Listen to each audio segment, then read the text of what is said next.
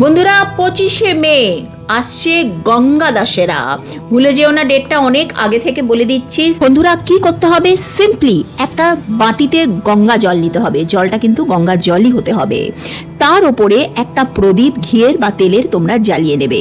এবার যে টাইমটা তোমাদের স্ক্রিনে দেখিয়ে দিচ্ছি, এই টাইমের মধ্যে তোমরা ঠাকুর ঘরে বসে ওং নমঃ শিবায় এই মন্ত্র বলবে এবং বলে তোমার যে ইচ্ছেটা, যে কোনো একটা ইচ্ছেই নেবে, কিন্তু সেই ইচ্ছেটা তুমি বলতে থাকবে যতক্ষণ না প্রদীপটা নিভে যায়।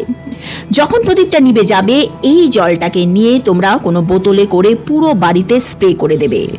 মানা হয় যেহেতু মা গঙ্গা এদিন পৃথিবীতে নেমেছিলেন, সুতরাং এই দিন তুমি যা ইচ্ছে করবে সেই ইচ্ছে কিন্তু তোমার 100% অবশ্যই পূর্ণ হবে। যদি তুমি মনে করো রেমেডিটা করবে, কমেন্ট সেকশনে হর হর গঙ্গে লিখতে ভুলো না।